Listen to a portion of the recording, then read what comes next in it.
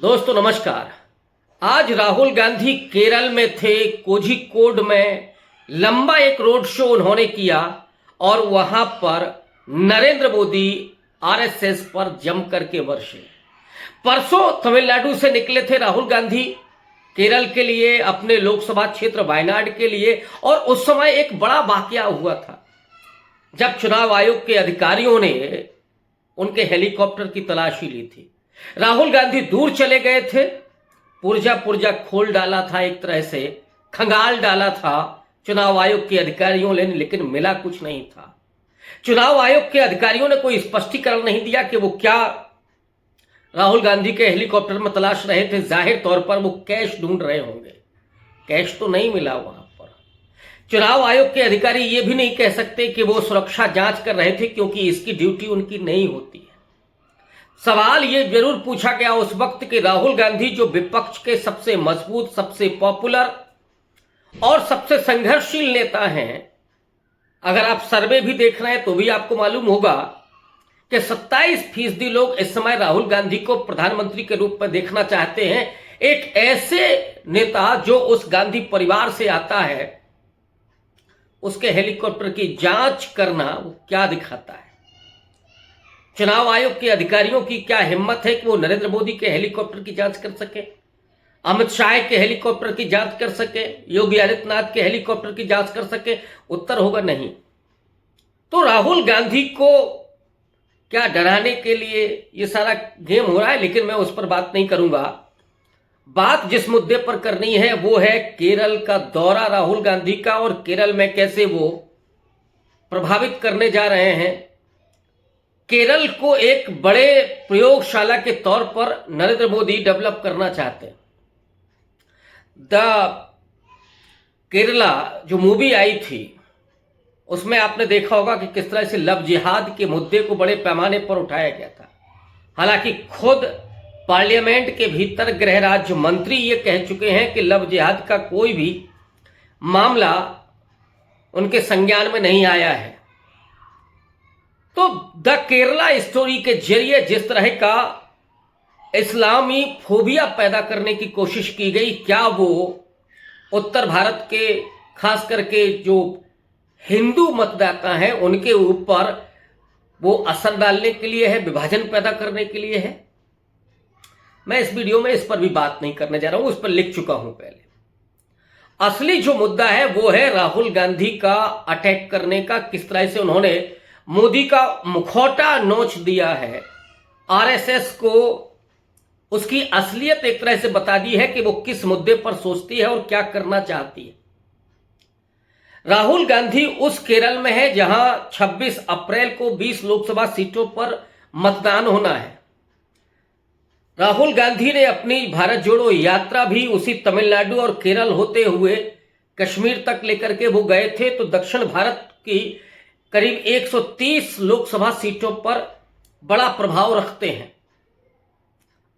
और वो राहुल गांधी आज जब कोझिकोड में रोड शो कर रहे थे तो उन्होंने जम करके प्रहार किया पहले आरएसएस पर कि आरएसएस संविधान को खत्म करना चाहती है, आरएसएस इस देश में लोकतंत्र को नहीं देखना चाहती है। और फिर जिस तरह से उन्होंने नरेंद्र मोदी पर बात की, जाहिर तौर पर नरेंद्र मोदी उसी आरएसएस के प्रचारक हैं जो प्रधानमंत्री बने हैं। नरेंद्र मोदी के बारे में जो बातें कही वो एक तरह से मुखौटा नोचने वाली हैं। उन्होंने कहा कि नरेंद्र मोदी 5-6 इस देश के उद्योगपतियों के लिए ही काम कर रहे हैं, उनके पक्ष में सारी योजनाएं बन रही हैं और देश के लोगों की उन्हें कोई फिक्र नहीं है। उन्हें छोड़ दिया है अपने जीने और मरने के लिए। जिस तरह से कोविड पीरियड में, कोरोना काल में उन्हें लोगों की कोई परवाह नहीं थी, बल्कि कोविड से बचाव के लिए उन्होंने लोगों से कहा, लोगों से अपील की कि थाली बजाइए। राहुल गांधी यहां ये भी जोड़ते हैं कि अगर यही बात किसी और ने कही होती तो शायद उसको लाठियों से पीटा जाता और जेल उसको भेज दिया जाता, क्योंकि सब जानते हैं कि थाली पीटने से न कोरोना भागता है न कुछ होता है। तो आपने जिस तरह से लोगों को गुमराह करने के लिए, और यही बात राहुल गांधी कह रहे हैं कि नरेंद्र मोदी को लोगों को गुमराह करना आता है, देश चलाने की वो ताकत नहीं रखते, देश चलाने की समझ नरेंद्र मोदी नहीं रखते हैं।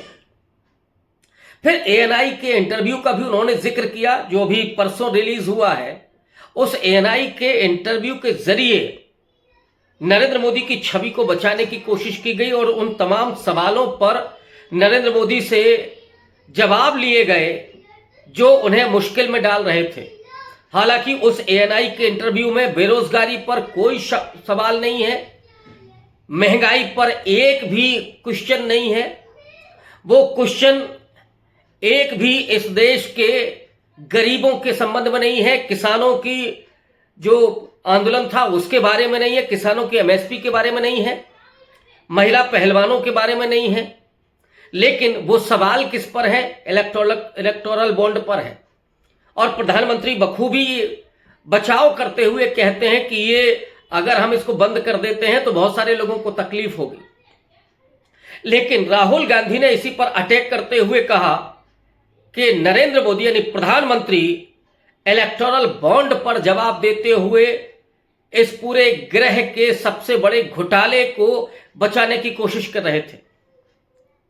और राहुल गांधी ये भी जोड़ते हैं कि ये इस देश की सबसे बड़ी हफ्ता वसूली की योजना है इलेक्टोरल बॉन्ड, क्योंकि तमाम लोगों से, तमाम विपक्ष के, जिस तरह से जो व्यवसायी नेता हैं उन पर भी शिकंजे कसे गए ईडी के जरिए। बहुत सारे उद्योगपति ऐसे थे जिन पर ईडी के नोटिस गए और उन्होंने चंदा दिया,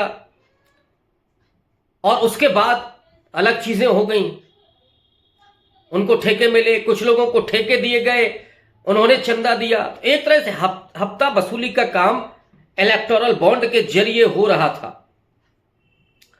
राहुल गांधी जिस तरह से इन मुद्दों के साथ नरेंद्र मोदी को काउंटर कर रहे हैं, उन्होंने ये भी कहा कि इस देश के किसानों की जो शहादत हुई उस पर उनको कोई फिक्र नहीं है।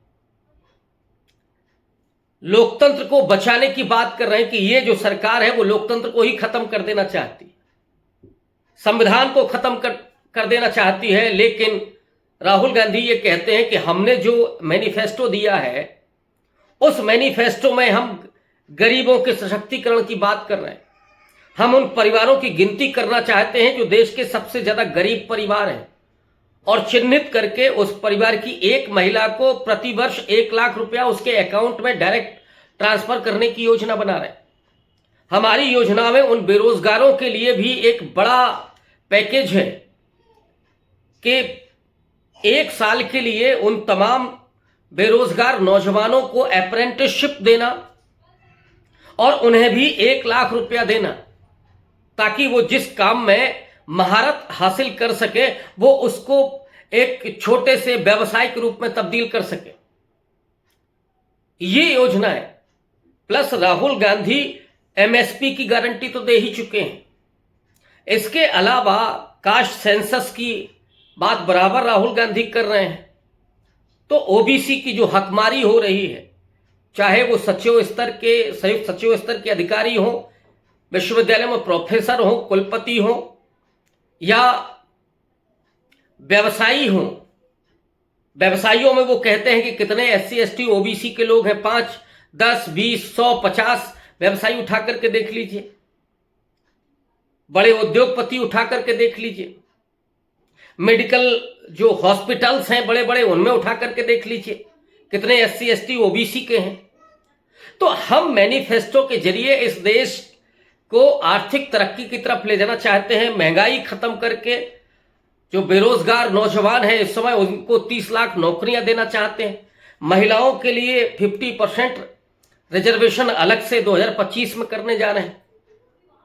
दलितों और आदिवासियों के आबादी के अनुपात में आरक्षण को बढ़ाने की बात कर रहे हैं। 50% की जो सीलिंग है उसको खत्म करने की बात कर रहे हैं। तो जाहिर तौर पर जो अगर ओबीसी के समाज के गणना होती है तो उसमें जो भी आंकड़े निकल करके आते हैं, जो संसाधनों का बंटवारा है, जो गरीबी है, उसको ध्यान में रखते हुए आरक्षण को बढ़ाने की बात, तो इसका सबसे बड़ा फायदा अति पिछड़ी जातियों को होगा। सिर्फ दलितों और आदिवासियों को नहीं होगा, पिछड़ों को भी एक लंबा फासला, और सबसे ज्यादा फायदा तो अति पिछड़ी जातियों को होगा। तो राहुल गांधी इन तमाम मुद्दों पर काम कर रहे हैं, चाहे रोजगार की बात हो, महंगाई कम करने की बात हो। और महंगाई सबसे बड़ी मार कहां करती है? गरीबों पर। अगर वो बेरोजगार हो तो और भी ज्यादा मुसीबत होती है। तो ये जरूरी है कि उन महिलाओं के हाथ में 1 लाख रुपया पहुंचे, नौजवान जो बेरोजगार है उसके हाथ में 1 लाख रुपया पहुंचे, ताकि वो अपने व्यवसाय को शुरू कर सकें, या महिलाएं उपभोक्ता बन करके कुछ खरीदारी कर सके। तो इससे इकोनॉमी रन करती है। अगर कोई आदमी एक माचिस भी खरीदता है, एक बिस्किट का पैकेट भी खरीदता है, तो उससे प्रोडक्शन बढ़ता है। प्रोडक्शन जब बढ़ेगा तो लोगों को रोजगार मिलेगा। तो लघु और मध्यम उद्योग जो धंधे हैं उनको डेवलप करना होगा, जो कोरोना काल में सारे ध्वस्त हो गए। राहुल गांधी एक अपनी इस योजना के जरिए नरेंद्र मोदी के सामने जो पूरी एक बड़ी लकीर खींच रहे हैं, उसका जवाब नरेंद्र मोदी नहीं दे पा रहे। वो सपने दिखाते हैं 2047 के, चांद पर पहुंचाने की बात कर रहे हैं, ओलंपिक कराने की बात कर रहे हैं, लेकिन वो वर्तमान की ये बात नहीं कर रहे हैं कि हम इस समय जो देश में सबसे ज्यादा बेरोजगारी है अब तक, और नौजवान बेरोजगारी में तो 83% है, इनको हम रोजगार कैसे देंगे, महंगाई कैसे कम करेंगे, लोगों की शिक्षा की व्यवस्था कैसे करेंगे, लोगों के लिए स्वास्थ्य की हम कैसे व्यवस्था करेंगे। दवाइयों के दाम 3 गुने से लेकर के 5 गुने तक ज्यादा हो गए इसी दरमियान, जब 5 किलो राशन दिया जा रहा था। मिडिल क्लास तो हालत खराब है उसकी। ये जो केरल में आज एक तरह से मुखौटा नोच करके आरएसएस के भी मंसूबों को सामने रखा है राहुल गांधी ने, वो इस सरकार के पैरों की जमीन को खिसकाने के लिए पर्याप्त है। 26 तारीख को केरल में वोटिंग होगी, देखना ये कि वहां बीजेपी अपना खाता खोल पाती है या नहीं। शुक्रिया।